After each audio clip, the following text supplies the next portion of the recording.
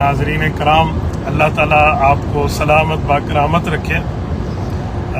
आज 21 दिसंबर 2025 बमुताबिक 29 जमादुस्सानी सन 1447 हिजरी अपनी आबोताब से शुरू है। मैं इस टाइम सफ़र में था और आपके इल्म में है कि मैं सफ़र में मुस्तकिल अपना तसनीफ़ी काम भी करता हूँ। ये हदीस अम्मार के हवाले से मेरी एक छोटी किताब है जो आ रही है तीसरे उन्वान पर, वरना इस पर तफसीली बात भी पहले आ गई थी। तो मैं उसी हवाले से कुछ काम कर रहा था, तो मुझे अल्लाह रब्बुल इज़्ज़त के करम और फजल से कुछ साथियों ने इस बारे तवज्जो दिलाई, क्लिप्स भी भेजे कि कल जो दिल्ली में एक यादगार मुनाजरा हुआ है अल्लाह रब्बुल इज़्ज़त के हवाले के मामले से, तौहीद के हवाले से। अल्लाह रब्बुल इज़्ज़त यानी पहले तो खुदा के वजूद के हवाले से मुनकर थे ना, तो वो जो मुल्हिद हैं उनके साथ अहले इस्लाम को अल्लाह रब्बुल इज़्ज़त ने बड़ी फतह अता फरमाई। और मौलाना मुफ्ती यासिर नदीम अल वाजदी दामत बरकातुहुल आलिया और उनकी पूरी टीम और उनके मुनाजिर जो हैं हज़रत मौलाना मुफ्ती शुमाइल नदवी, अल्लाह पाक उनकी उम्र में बरकत अता फरमाए, बहुत अच्छी उन्होंने गुफ्तगू फरमाई है। मुकम्मल मैं नहीं देख सका अभी तक, लेकिन जितना मुझे दिखाया और बताया गया है और जितने इस्तिदलालात एक दो हज़रात ने मुझे बताए हैं, तो उसमें माशाअल्लाह मेरे ख्याल में तवक्को से बढ़ के मुफ्ती साहब का इस्तिदलाल है। और मुफ्ती वाजी साहब को अल्लाह पाक जज़ाए खैर अता फरमाए, उन्होंने ऐसी टीम एक तैयार की है और उन्होंने अपने एक जो है ना क्या कहते हैं सलाहियतों का एक लोहा मनवाया है। और मुफ्ती शुमाइल साहब ने माशाअल्लाह बहुत अच्छी तरह बात फरमाई है।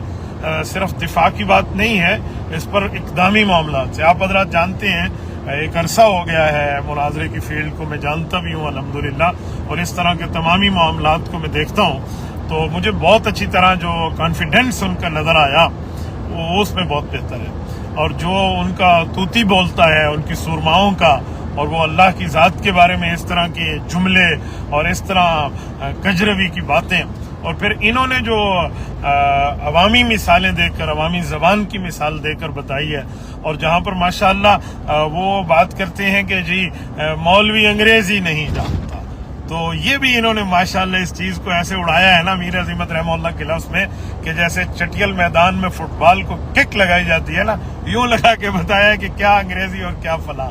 भाई हम अहले बातिल अहले कुफर इनकी ज़बानों को जानते हैं। इस वक्त अंग्रेजी सिर्फ अहले कुफर की ज़बान नहीं है, अहले इस्लाम भी बोलते हैं। तो माशाअल्लाह बहुत बेहतर किया इन्होंने, बोल के दिखाया, बात की, उससे कोई वो नहीं हुए। ये जो कहते हैं मदरसे वाले ऐसे मदरसे वाले, ये पाकिस्तान में भी इस तरह कहा जाता है। तो मैं इन सब को एक जुमला कहता हूँ कि मदरसे वालों को तुमने देखा नहीं है, मदरसे वालों के बारे में आपको इल्म नहीं है, मदरसे वालों के बारे में आपने कभी उनको तफसील से नहीं देखा, वरना मदारस के लोगों ने कभी अपने सामीन नाजरीन को कभी भी उनने वो नहीं किया, मायूस नहीं किया। और ये करप्शन से पाक लोग होते हैं, ये लिल्लाहियत खुदाबंदी के लिए काम करते हैं। जितने हमारे उलमा इकराम ने पाकिस्तान लेवल की अगर मैं बात करूं, तो जिन्होंने हुकूमती लेवल पे आकर हुकूमती मामलात पे आकर उन्होंने जो है ना क्या कहते हैं सियासत के मैदान में कदम रखा। हजरत मौलाना मुफ्ती महमूद नव्वरल्लाहु मरकदहू असम्बली में रहे, वजीर आला रहे, लीडर ऑफ अपोजिशन रहे, इसी तरह बाकी उलमा जो मिंबरान रहे।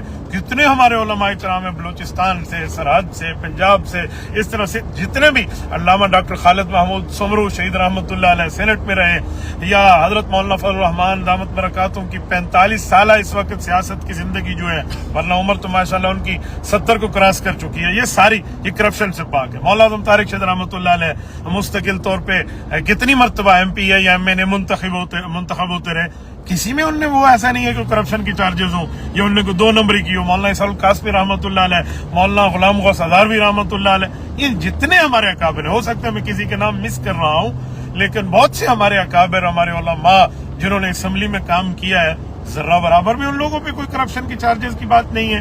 अहले हक की जमीयत उलमा इस्लाम आज भी मैदान में है, और बिल्कुल ठीक है। ये मदरसे का चेहरा है जो दुनिया में नहीं दिखाया जाता। ये कहा जाता है मौलवी ऐसे मौलवी, ये कल हमारे एक आलिम दीन ने दिल्ली में मुनाजरा करके आपको नहीं दिखा दिया कि मौलवी अल्हम्दुलिल्लाह हर मैदान में वो फातेह हर मैदान बन सकता है। तो बहरहाल बात दरअसल मैंने उनको खराजी अकीदत और सलामी अकीदत के लिए कहा था। मैं मुफ्ती वाजी साहब को और मुफ्ती शुमाइल साहब को इन सब की मेहनतों को, काविशों को یہاں سے آپ کا بھائی مفتی عبدالواحد قریشی پاکستان سے آپ کو سلام پیش کرتا ہے. شاباش، ویل ڈن، بہترین، زبردست، محجبین، دل نشین، حسین انداز میں آپ نے یہ لڑائی لڑی ہے. اور میں ان کی اس کاوش کو اپریشیٹ کرتے ہوئے ارباب مدارس کو، بر صغیر کے ارباب مدارس کو، خصوصاً باقیوں کو تو میں کہنا چاہ رہا ہوں، لیکن بر صغیر جس نے علمی دنیا میں دنیا پر حکمرانی کی ہے، تو بر صغیر میں لے کر نا ہم سب کو ایک ہو جانا چاہیے اس مسئلے پہ. فروعی اختلافات کا یہ زمانہ نہیں ہے. فروعی اختلافات میں ہمیں امت کو توڑنا نہیں چاہیے. فروعی اختلافات میں ایجنسیوں کو ڈاؤٹ بن کے، ایجنسیز کی ایجنٹی کر کے یہ کام نہیں کرنا چاہیے.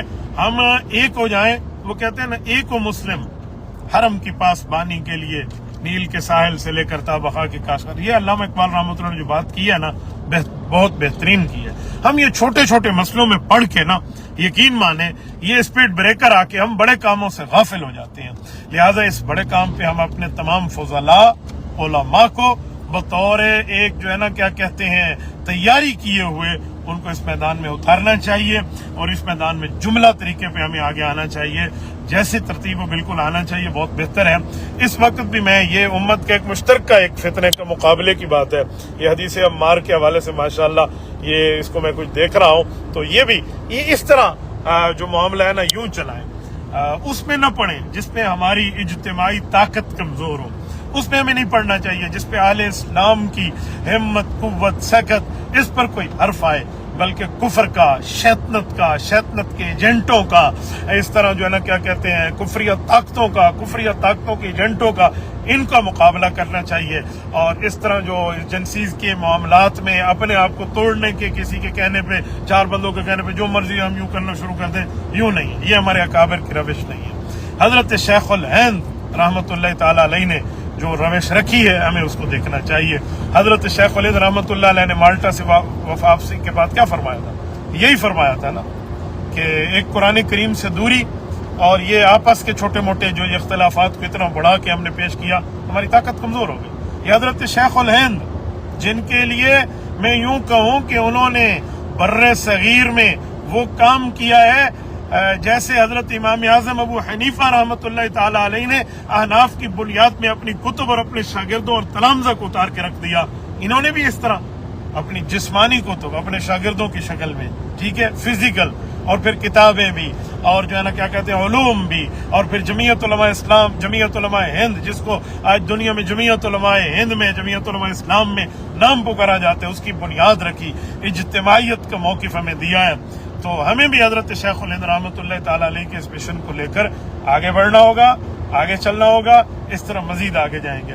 بہرحال مناظرہ دہلی پر ایک مرتبہ پھر آپ سب حضرات کو، اہل اسلام کو، میرے دیکھنے والے تمام دنیا میں بندے جتنے ہیں، ان سب کو مبارکباد ہو، اور ان بھائیوں کے لیے دعا بھی کریں. مجھے آج یہ بھی بتایا کہ آج ماشاءاللہ دارالعلوم دیوبند میں محمود ہال کے اندر ہم باقاعدہ ان حضرات کو دارالعلوم دیوبند بلا کر وہاں پر ان کو اپریشیٹ بھی کر رہے ہیں. تو بہت اچھا، ماشاءاللہ، بہت بہترین، محجبین، زبردست کر رہے ہیں.